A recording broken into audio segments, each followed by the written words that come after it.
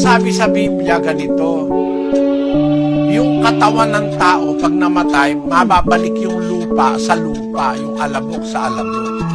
Yung espiritu babalik sa Diyos. Basahin natin yung Ecclesiastes 12:7. At ang alabok ay mauuwi sa lupa gaya ng una, at ang espiritu ay mababalik sa Diyos na nagbigay sa kanya.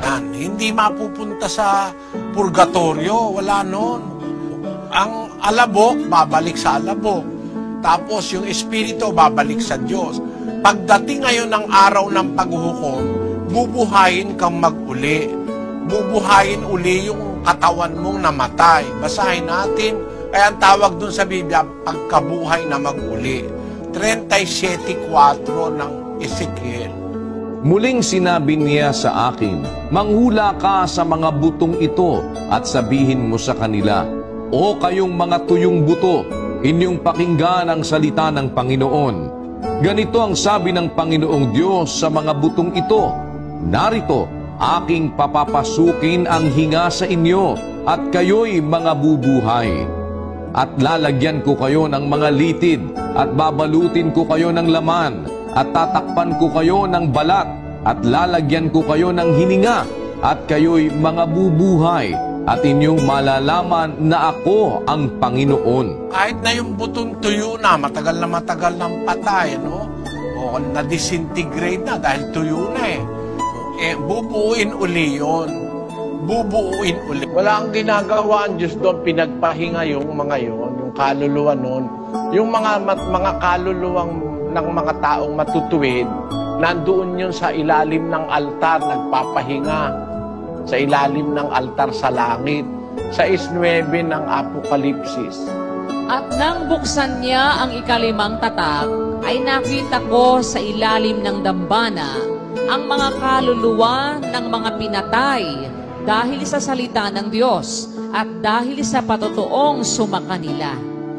At sila'y sumigaw ng tinig na malakas na nagsasabi, hanggang kailan, O Panginoong banal at totoo, hindi mo hahatulan at ipaghihiganti ang aming dugo sa mga nananahan sa ibabaw ng lupa.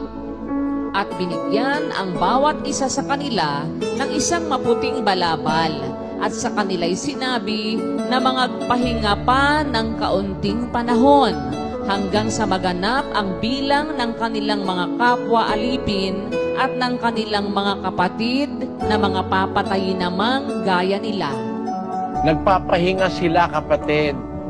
14 ng Apokalipsis, versikulo 13. At narinig ko ang isang tinig na mula sa langit na nagsasabi, isulat mo, mapapalad ang mga patay na nangamamatay sa Panginoon mula ngayon.